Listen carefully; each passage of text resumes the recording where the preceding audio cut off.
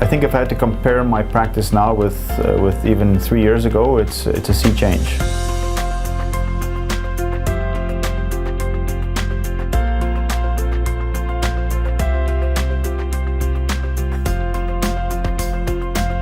Most of the child and youth patients that have been diagnosed with anxiety or depression, I would not have picked up before. If I now suspect something, I know I'm backed up by a robust set of tools that I can serve myself with.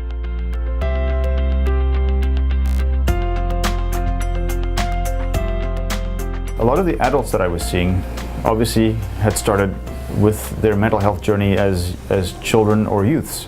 So, you know, the idea of intervening with a young child with maybe anxiety going to school, preventing mental health problems later in life is I think very important. If we can intervene early on, we're probably going to stop a lot of suffering that wasn't required.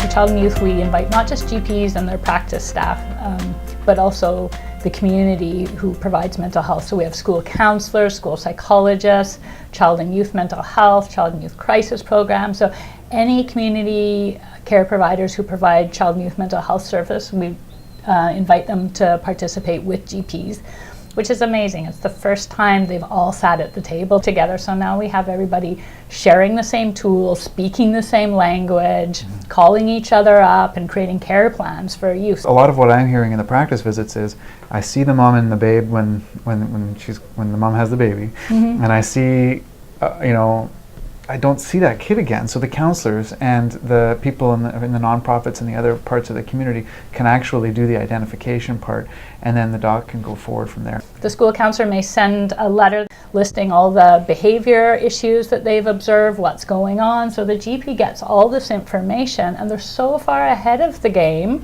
in terms of where to go next with treatment.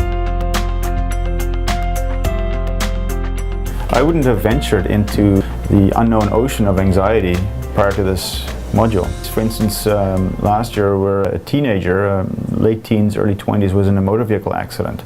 And during the course of the examination, it became apparent that this person most likely has a comorbid anxiety disorder. And there was an associated substance use disorder. And once we got to deal with the anxiety disorder, the substance use disorder disappeared.